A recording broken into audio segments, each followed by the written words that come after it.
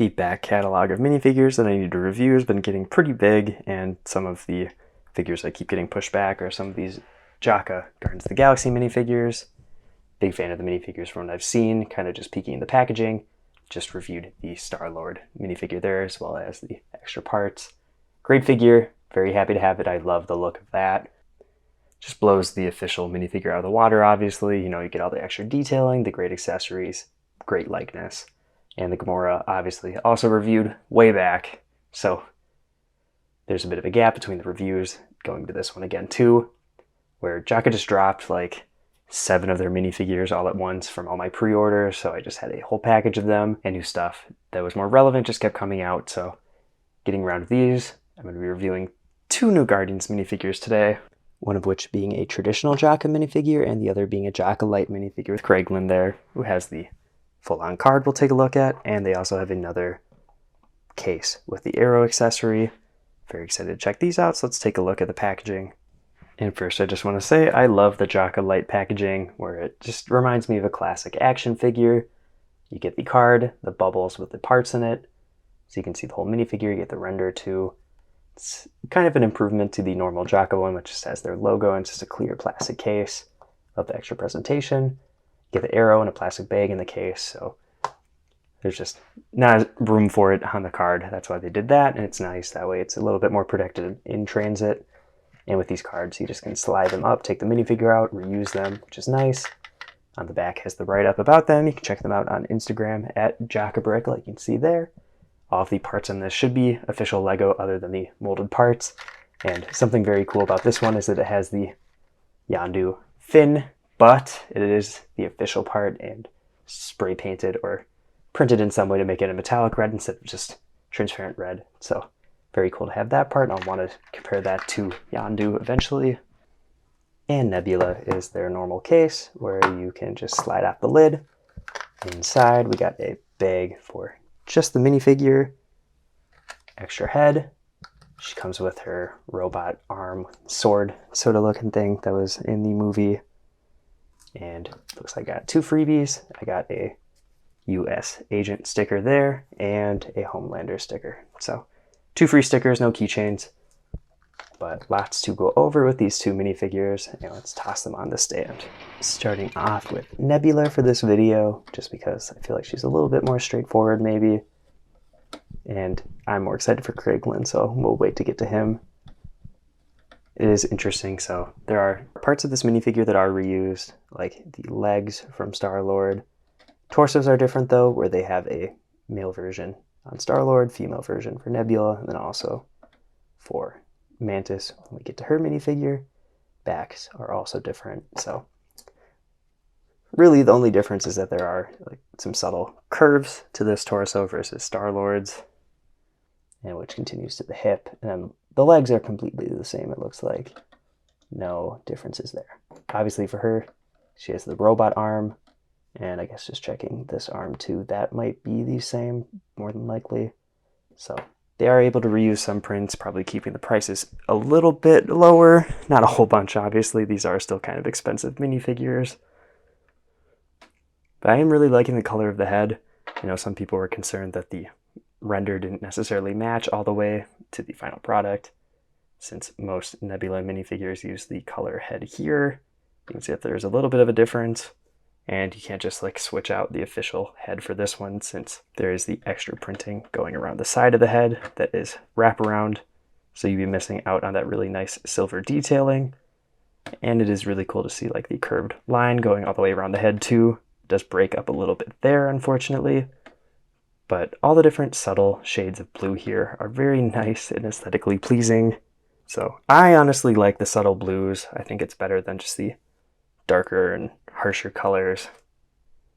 But I could see why people would be upset if it isn't a perfect match to what was advertised. It does come with a custom molded hand here, since they printed the fingertips on.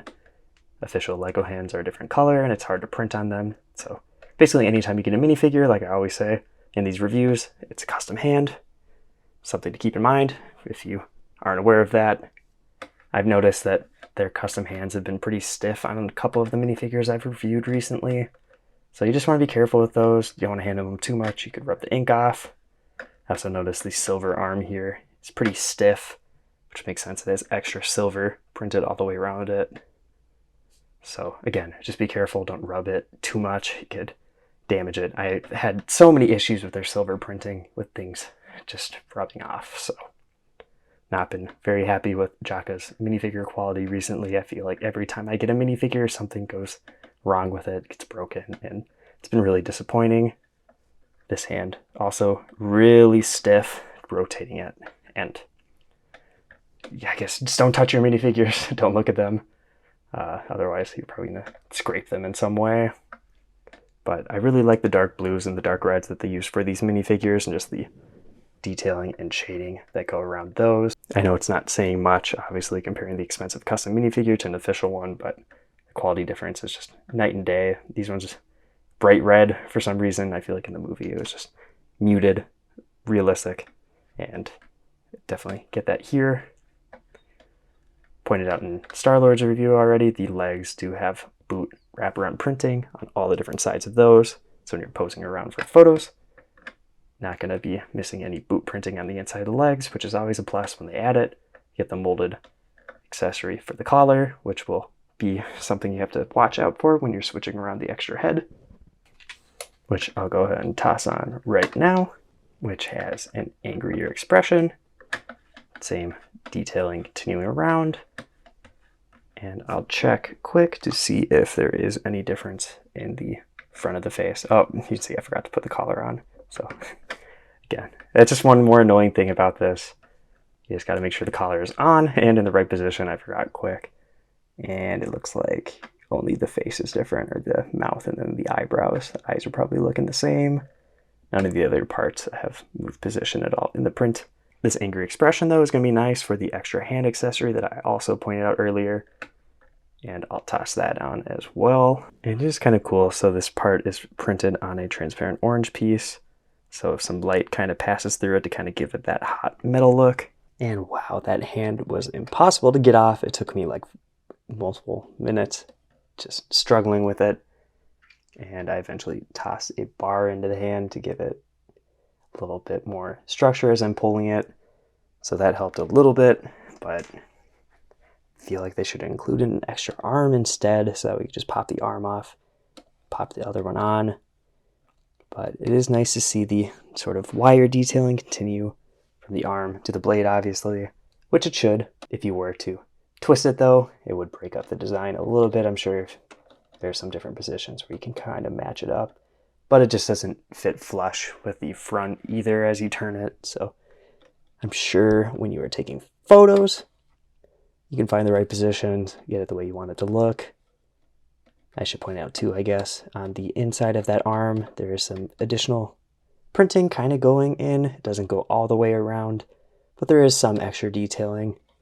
And I pulled off the arm when I was kind of messing with the hand. It is printed on a white arm, which is kind of interesting. So that's what the color is there. Like I pointed out briefly, you can see some extra detailing on this where if light is passing through it, you can see the orange. Probably tough to see it on camera. It is actually pretty subtle. Yes, you can kind of see it on the edges of the tip of the blade right now. I don't know how I would get it displayed better, I guess with my phone flashlight there. Kind of see it showing a bit with some orange. It's a cool effect, kind of subtle. It's probably fine. You don't want it to be just bright orange, but that little bit of thought there to get that to work the way that it did, it's kind of smart. And the just subtle shading throughout the arm, as I believe there is thicker printing at the base and maybe less silver at the tip. It just creates a very cool effect that is effective for giving the design that they're trying to get from the movie. So props to them there. Negative, really tight hand, really worried about damaging the silver as you're messing with it. So that stinks, but looks cool, and it's a nice looking Nebula. Let's go to Kraglin, which is probably the Guardians figure I've been most excited for Jaka to put out, since this is the only character that doesn't have an official Lego minifigure counterpart. It is a light minifigure, so it doesn't have the crazy amount of detailing the other ones do, but it does have the dual molded dark red and black legs. So it does have continued detailing around the entire leg section, even if printing is only on the front. And I believe a little bit on the hip, continuing the jacket print. There's some strapping going around, which I'm assuming would be for the sheath there for the arrow.